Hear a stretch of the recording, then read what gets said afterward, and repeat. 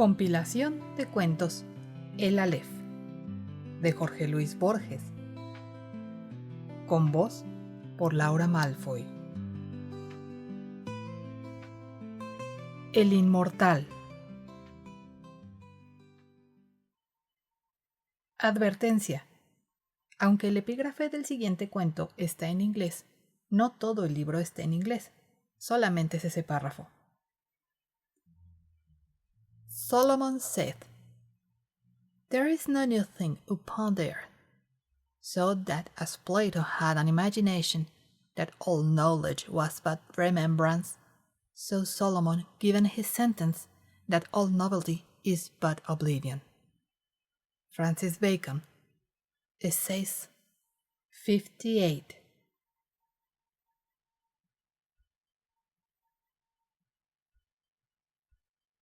En Londres, a principios del mes de junio de 1929, el anticuario Joseph Cartaphilus de Esmirna ofreció a la princesa de Lucinch los 6 volúmenes en cuarto menor, 1715-1720, de la Ilíada de Pope.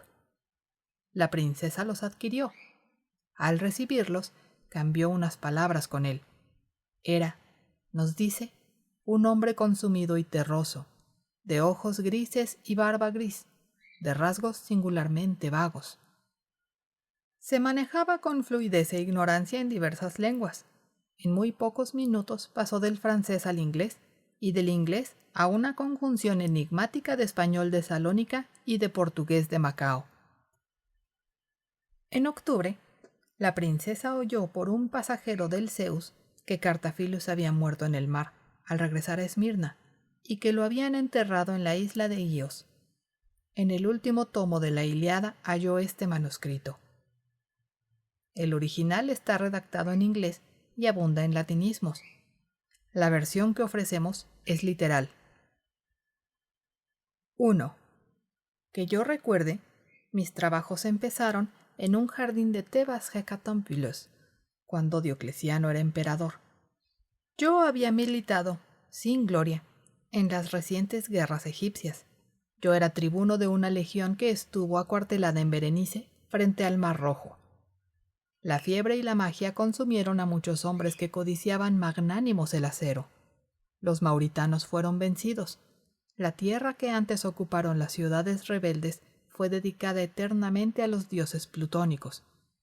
Alejandría, debelada, imploró en vano la misericordia del César.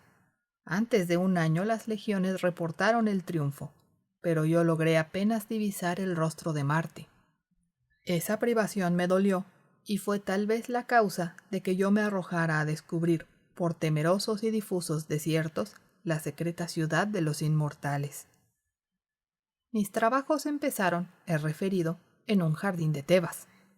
Toda esa noche no dormí, pues algo estaba combatiendo en mi corazón.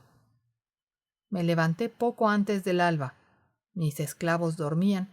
La luna tenía el mismo color de la infinita arena. Un jinete rendido y ensangrentado venía del oriente. A unos pasos de mí rodó el caballo. Con una tenue voz insaciable me preguntó en latín el nombre del río que bañaba los muros de la ciudad. Le respondí que era Egipto, que alimentan las lluvias. Otro es el río que persigo, replicó tristemente, el río secreto que purifica de la muerte a los hombres. Se le emanaba del pecho. Me dijo que su patria era una montaña que está al otro lado del Ganges, y que en esa montaña era fama que si alguien caminara hasta el occidente, donde se acaba el mundo, llegaría al río cuyas aguas dan la inmortalidad. Agregó que en la margen ulterior se elevaba la ciudad de los inmortales, rica en baluartes y anfiteatros y templos. Antes de la aurora murió, pero yo determiné descubrir la ciudad y su río.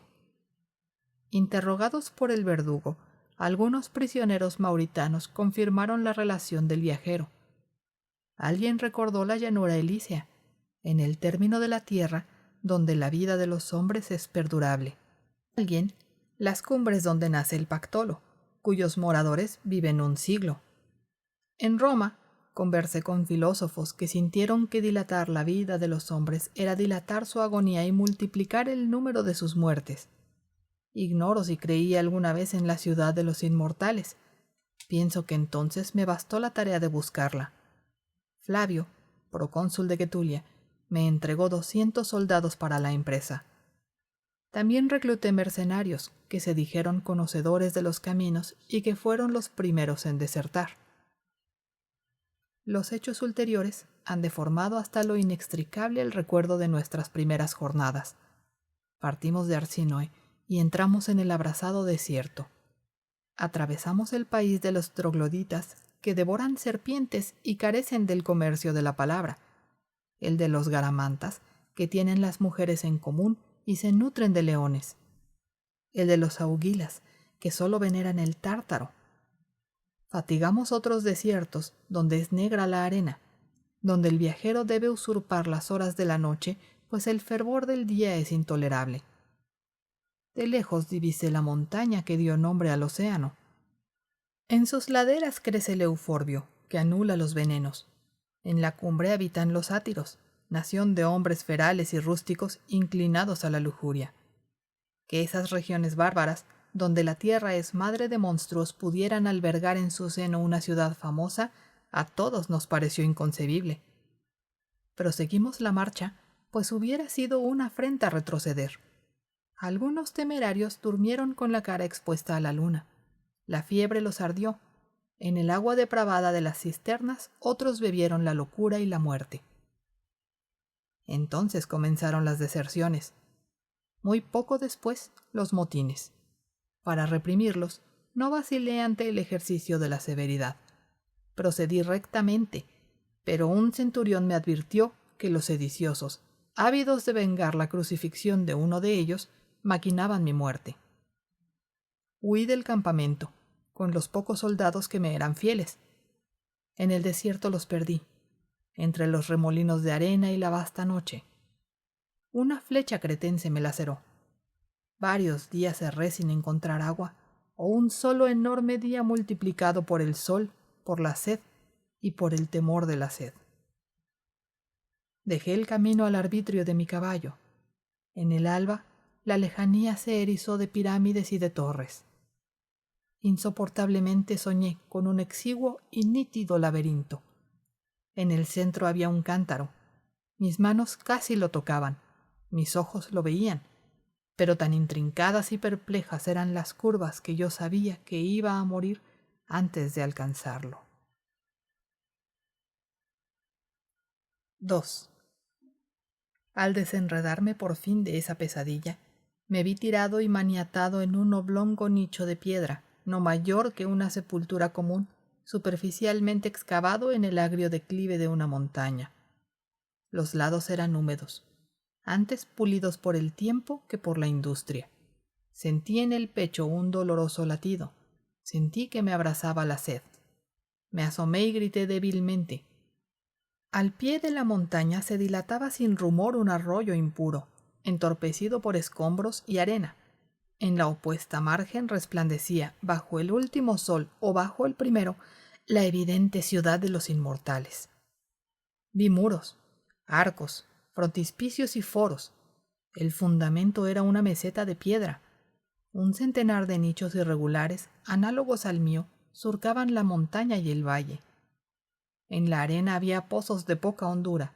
De esos mezquinos agujeros y de los nichos emergían hombres de piel gris, de barba negligente, desnudos. Creí reconocerlos. Pertenecían a la estirpe bestial de los trogloditas que infestan a las riberas del Golfo Arábigo y las grutas etiópicas. No me maravillé de que no hablaran y de que devoraran serpientes. La urgencia de la sed me hizo temerario. Consideré que estaba a unos 30 pies de la arena. Me tiré, cerrados los ojos, atadas a la espalda las manos, montaña abajo. Hundí la cara ensangrentada en el agua oscura. Bebí como se abrevan los animales. Antes de perderme otra vez en el sueño y en los delirios, inexplicablemente repetí unas palabras griegas. Los ricos teucros de Celea que beben el agua negra del Ésepo. No sé cuántos días y noches rodaron sobre mí. doloroso, incapaz de recuperar el abrigo de las cavernas. Desnudo en la ignorada arena, dejé que la luna y el sol jugaran con mi aciago destino. Los trogloditas, infantiles en la barbarie, no me ayudaron a sobrevivir o a morir. En vano les rogué que me dieran muerte. Un día, con el filo de un pedernal, rompí mis ligaduras. Otro, me levanté y pude mendigar o robar. Yo, Marco Flaminio Rufo, tribuno militar de una de las legiones de Roma, mi primera detestada ración de carne de serpiente. La codicia de ver a los inmortales, de tocar la sobrehumana ciudad, casi me vedaba dormir. Como si penetraran mi propósito, no dormían tampoco los trogloditas. Al principio inferí que me vigilaban, luego que se habían contagiado de mi inquietud, como podrían contagiarse los perros. Para alejarme de la bárbara aldea, elegí la más pública de las horas, la declinación de la tarde, cuando casi todos los hombres emergen de las grietas y de los pozos y miran el poniente sin verlo. Oré en voz alta, menos para suplicar el favor divino que para intimidar a la tribu con palabras articuladas. Atravesé el arroyo que los médanos entorpecen y me dirigí a la ciudad. Confusamente me siguieron 2 o 3 hombres. Eran como los de ese linaje, de menguada estatura. No inspiraban temor, sino repulsión. Debí rodear algunas hondonadas irregulares que me parecieron canteras, ofuscado por la grandeza de la ciudad. Yo la había creído cercana.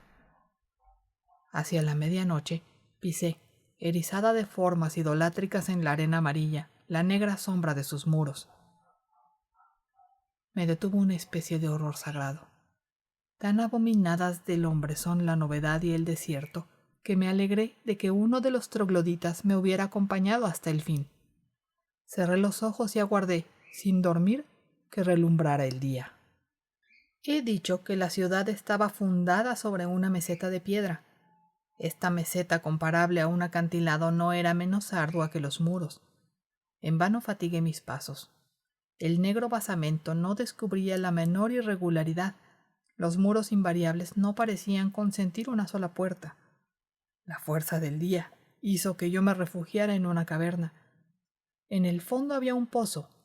En el pozo una escalera que se abismaba hacia la tiniebla inferior. Bajé. Por un caos de sórdidas galerías llegué a una vasta cámara circular apenas visible. Había 9 puertas en aquel sótano. 8 daban a un laberinto que falazmente desembocaba en la misma cámara. La 9ª, a través de otro laberinto, daba a una segunda cámara circular igual a la primera. Ignoro el número total de las cámaras. Mi desventura y mi ansiedad las multiplicaron. El silencio era hostil y casi perfecto. Otro rumor no había en esas profundas redes de piedra que un viento subterráneo cuya causa no descubrí. Sin ruido, se perdían entre las grietas hilos de agua herrumbrada. Horriblemente me habitué a ese dudoso mundo. Consideré increíble que pudiera existir otra cosa que sótanos provistos de 9 puertas y que sótanos largos que se bifurcan. Ignoro el tiempo que debí caminar bajo tierra. Sé que alguna vez confundí, en la misma nostalgia, la atroz aldea de los bárbaros y mi ciudad natal entre los racimos. En el fondo de un corredor, un no previsto muro me cerró el paso. Una remota luz cayó sobre mí. Alcé los ofuscados ojos.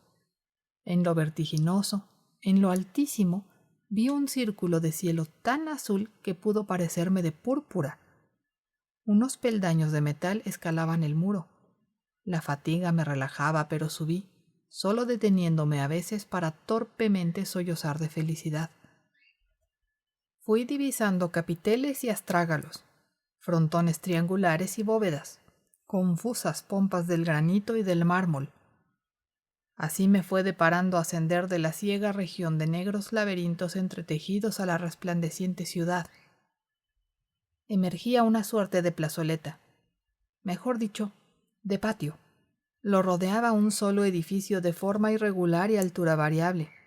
A ese edificio heterogéneo pertenecían las diversas cúpulas y columnas. Antes que ningún otro rasgo de este monumento increíble, me suspendió lo antiquísimo de su fábrica. Sentí que era anterior a los hombres, anterior a la tierra. Esa notoria antigüedad, aunque terrible de algún modo para los ojos, me pareció adecuada al trabajo de obreros inmortales, cautelosamente al principio, con indiferencia después, con desesperación al fin. Erré por las escaleras y pavimentos del inextricable palacio. Después averigüé que eran inconstantes la extensión y la altura de los peldaños, hecho que me hizo comprender la singular fatiga que me infundieron. Este palacio es fábrica de los dioses, pensé primeramente. Exploré los inhabitados recintos y corregí. Los dioses que lo edificaron han muerto. Noté sus peculiaridades y dije, los dioses que lo edificaron estaban locos. Lo dije, bien lo sé, con una incomprensible reprobación que era casi un remordimiento, con más horror intelectual que miedo sensible. A la impresión de enorme antigüedad se agregaron otras, la de lo interminable, la de lo atroz, la de lo complejamente insensato.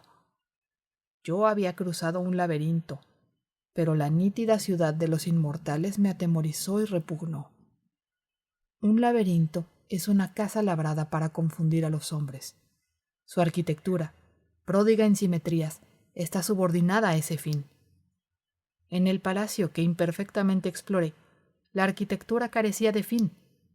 Abundaban el corredor sin salida, la alta ventana inalcanzable, la aparatosa puerta que daba a una celda o a un pozo, las increíbles escaleras inversas con los peldaños y la balaustrada hacia abajo.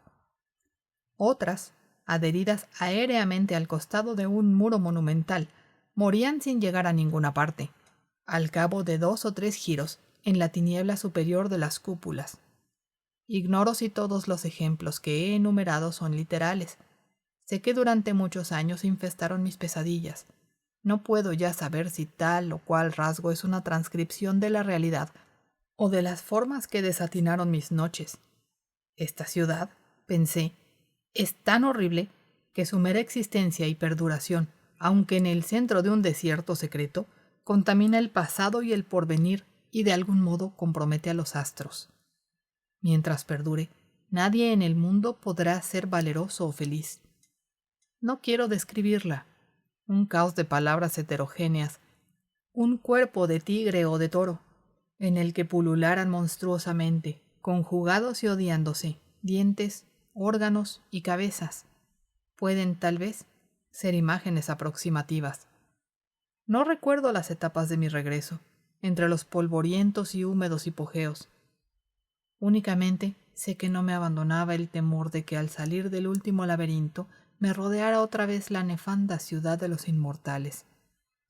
Nada más puedo recordar. Ese olvido, ahora insuperable, fue quizá voluntario. Quizá las circunstancias de mi evasión fueron tan ingratas que en algún día no menos olvidado también, he jurado olvidarlas. 3. Quienes hayan leído con atención el relato de mis trabajos recordarán que un hombre de la tribu me siguió como un perro podría seguirme, hasta la sombra irregular de los muros. Cuando salí del último sótano, lo encontré en la boca de la caverna. Estaba tirado en la arena, donde trazaba torpemente y borraba una hilera de signos que eran como las letras de los sueños que uno está a punto de entender y luego se juntan. Al principio creí que se trataba de una escritura bárbara. Después vi que es absurdo imaginar que hombres que no llegaron a la palabra lleguen a la escritura. Además, ninguna de las formas era igual a otra, lo cual excluía o alejaba la posibilidad de que fueran simbólicas. El hombre las trazaba, las miraba y las corregía. De golpe, como si le fastidiara ese juego, las borró con la palma y el antebrazo. Me miró. No pareció reconocerme. Sin embargo, tan grande era el alivio que me inundaba, o tan grande y medrosa mi soledad, que di en pensar que ese rudimental troglodita que me miraba desde el suelo de la caverna había estado esperándome. El sol caldeaba la llanura. Cuando emprendimos el regreso a la aldea, bajo las primeras estrellas, la arena era ardorosa bajo los pies. El troglodita me precedió. Esa noche concebí el propósito de enseñarle a reconocer y acaso a repetir algunas palabras. El perro y el caballo, reflexioné, son capaces de lo primero. Muchas aves, como el ruiseñor de los Césares, de lo último. Por muy vasto que fuera el entendimiento de un hombre, siempre sería superior al de los irracionales. La humildad y miseria del troglodita me trajeron a la memoria la imagen de Argos, el viejo perro moribundo de la Odisea, y así le puse el nombre de Argos y traté de enseñárselo. Fracasé y volví a fracasar. Los arbitrios, el rigor y la obstinación fueron del todo vanos. Inmóvil, con los ojos inertes, no parecía percibir los sonidos que yo procuraba inculcarle. A unos pasos de mí, era como si estuviera muy lejos. Echado en la arena como una pequeña y ruinosa esfinge de lava, dejaba que sobre él giraran los cielos, desde el crepúsculo del día hasta el de la noche. Juzgué imposible que no se percatara de mi propósito. Recordé que es fama entre los etíopes que los monos deliberadamente no hablan para que no los obliguen a trabajar y atribuí a suspicacia o a temor el silencio de Argos. De esa imagen pasé a otras, aún más extravagantes. Pensé que Argos y yo participábamos de universos distintos. Pensé que nuestras percepciones eran iguales, pero que Argos combinaba de otra manera y construía con ellas otros objetos. Pensé que acaso no había objetos para él, sino un vertiginoso y continuo juego de impresiones brevísimas. Pensé en un mundo sin memoria, sin tiempo. Consideré la posibilidad de un lenguaje que ignora los sustantivos, un lenguaje de verbos impersonables o de indeclinables epítetos. Así fueron muriendo los días, y con los días los años. Pero algo parecido a la felicidad ocurrió una mañana. Llovió, con lentitud poderosa. Las noches del desierto pueden ser frías, pero aquella había sido un fuego. Soñé que un río de Tesalia, a cuyas aguas yo había restituido un pez de oro, venía a rescatarme.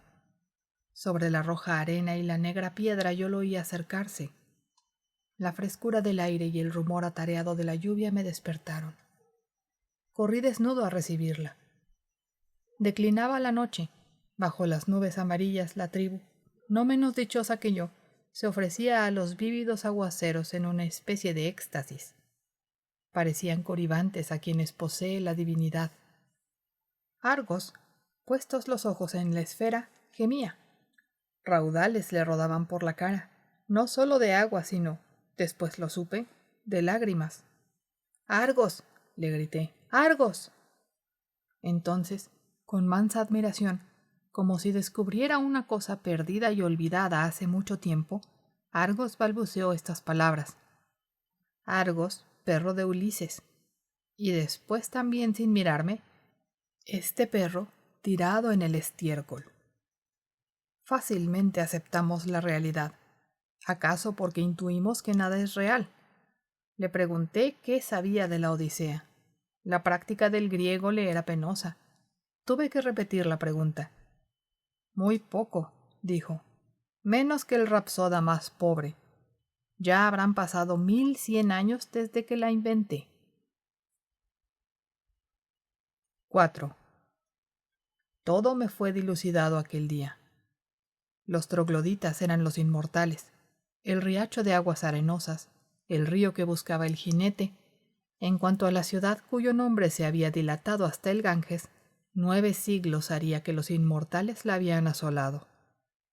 Con las reliquias de su ruina erigieron, en el mismo lugar, la desatinada ciudad que yo recorrí, suerte de parodia o reverso y también templo de los dioses irracionales que manejan el mundo y de los que nada sabemos, salvo que no se parecen al hombre. Aquella fundación fue el último símbolo a que condescendieron los inmortales. Marca una etapa en que, juzgando que toda empresa es vana, determinaron vivir en el pensamiento, en la pura especulación. Erigieron la fábrica, la olvidaron y fueron a morar en las cuevas. Absortos, casi no percibían el mundo físico. Esas cosas Homero las refirió, como quien habla con un niño. También me refirió a su vejez y el postrer viaje que emprendió movido como Ulises por el propósito de llegar a los hombres que no saben lo que es el mar, ni comen carne sazonada con sal, ni sospechan lo que es un remo. Habitó 1 siglo en la ciudad de los inmortales. Cuando la derribaron, aconsejó la fundación de otra. Ello no debe sorprendernos. Es fama que después de cantar la guerra de Ilión, cantó la guerra de las ranas y los ratones. Fue como un dios que creara el cosmos y luego el caos. Ser inmortal es baladí, menos el hombre. Todas las criaturas lo son, pues ignoran la muerte, lo divino, lo terrible, lo incomprensible, es saberse inmortal. He notado que pese a las religiones, esa convicción es rarísima. Israelitas, cristianos y musulmanes profesan la inmortalidad, pero la veneración que tributan al primer siglo prueba que solo creen en él, ya que destinan todos los demás en número infinito a premiarlo o a castigarlo. Más razonable me parece la rueda de ciertas religiones del Indostán. En esa rueda, que no tiene principio ni fin, cada vida es efecto de la anterior y engendra la siguiente, pero ninguna determina el conjunto. Adoctrinada por un ejercicio de siglos, la República de Hombres Inmortales había logrado la perfección de la tolerancia y casi del desdén. Sabía que en un plazo infinito le ocurren a todo hombre todas las cosas. Por sus pasadas o futuras virtudes, todo hombre es acreedor a toda bondad, pero también a toda traición por sus infamias del pasado o del porvenir. Así como en los juegos de azar las cifras pares y las cifras impares tienden al equilibrio, así también se anulan y corrigen el ingenio y la estolidez. ¿Y acaso el rústico poema del Cid es el contrapeso exigido por un solo epíteto de las églogas o por una sentencia de Heráclito? El pensamiento más fugaz obedece a un dibujo invisible y puede coronar o inaugurar una forma secreta. Sé de quienes obraban mal para que en los siglos futuros resultara el bien o hubiera resultado en los ya pretéritos. Encarados así, todos nuestros actos son juntos, pero también son indiferentes. No hay méritos morales o intelectuales. Homero compuso la Odisea, postulado un plazo infinito, con infinitas circunstancias y cambios. Lo imposible es no componer, siquiera una vez, la Odisea. Nadie es alguien. Un solo hombre inmortal es todos los hombres. Como Cornelio Agripa, soy Dios, soy héroe, soy filósofo, soy demonio y soy mundo, lo cual es una fatigosa manera de decir que no soy. El concepto del mundo como sistema de precisas compensaciones influyó vastamente en los inmortales. En primer término, los hizo invulnerables a la piedad. He mencionado las antiguas canteras que rompían los campos de la otra margen. Un hombre se despeñó en la más honda. No podía lastimarse ni morir, pero lo abrazaba la sed. Antes que le arrojaran una cuerda pasaron 70 años. Tampoco interesaba el propio destino. El cuerpo era un sumiso animal doméstico y le bastaba, cada mes, la limosna de unas horas de sueño, de un poco de agua, de una piltrafa de carne. Que nadie quiera rebajarnos a acetas. No hay placer más complejo que el pensamiento y a él nos entregábamos. A veces, un estímulo extraordinario nos restituía al mundo físico. Por ejemplo, aquella mañana, el viejo goce elemental de la lluvia. Esos lapsos eran rarísimos. Todos los inmortales eran capaces de perfecta quietud. Recuerdo alguno a quien jamás he visto de pie. Un pájaro anidaba en su pecho. Entre los corolarios de la doctrina de que no hay cosa que no esté compensada por otra, hay uno de muy poca importancia teórica, pero que nos indujo, a fines o a principios del siglo X, a dispersarnos por la faz de la tierra. Cabe en estas palabras: existe un río cuyas aguas nos dan la inmortalidad. En alguna región habrá otro río cuyas aguas la borren. El número de ríos no es infinito. Un viajero inmortal que recorre el mundo acabará, algún día, por haber bebido de todos. Nos propusimos descubrir ese río. La muerte, o su alusión, hace preciosos y patéticos a los hombres. Estos conmueven por su condición de fantasmas. Cada acto que ejecutan puede ser último. No hay rostro que no esté por desdibujarse como el rostro de un sueño. Todo, entre los mortales, tiene el valor de lo irrecuperable y de lo azaroso. Entre los inmortales, en cambio, cada acto y cada pensamiento es el eco de otros que en el pasado lo antecedieron, sin principio visible, o el fiel presagio de otros que en el futuro lo repetirán hasta el vértigo. No hay cosa que no esté como perdida entre infatigables espejos. Nada puede ocurrir una sola vez. Nada es preciosamente precario. Lo elegíaco, lo grave, lo ceremonial, no rigen para los inmortales. Homero y yo nos separamos en las puertas del Tánger. Creo que no nos dijimos adiós. 5. Recorrí nuevos reinos, nuevos imperios. En otoño de 1066 milité en el puente de Stamford. Ya no recuerdo si en las filas de Harold, que no tardó en hallar su destino, o en las de aquel infausto Harald Hardrada, que conquistó 6 pies de tierra inglesa, o un poco más. En el 7º siglo de la Égira, en el arrabal de Bulak, transcribí con pausada caligrafía, en un idioma que he olvidado, en un alfabeto que ignoro, los 7 viajes de Simbad y la historia de la ciudad de bronce. En el patio de la cárcel de Samarcanda he jugado muchísimo al ajedrez. En Bikanir he profesado la astrología y también en Bohemia. En 1638 estuve en Kolosvar y después en Leipzig. En Aberdeen en 1714 me suscribí a los 6 volúmenes de la Ilíada de Pope. Sé que los frecuenté con deleite. Hacia 1729 discutí el origen de ese poema con un profesor de retórica llamado, creo, Giambattista. Sus razones me parecieron irrefutables. El 4 de octubre de 1921, el Patna, que me conducía a Bombay, tuvo que fondear en un puerto de la costa eritrea. Bajé. Recordé otras mañanas muy antiguas, también frente al Mar Rojo, cuando yo era tribuno de Roma, y la fiebre y la magia y la inacción consumían a los soldados. En las afueras vi un caudal de agua clara. La probé, movido por la costumbre.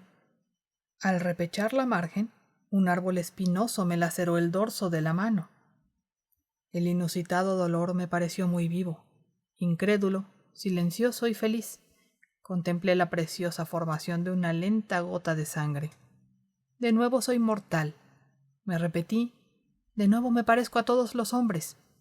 Esa noche dormí hasta el amanecer. He revisado, al cabo de un año, estas páginas. Me consta que se ajustan a la verdad, pero en los primeros capítulos y aun en ciertos párrafos de los otros, creo percibir algo falso.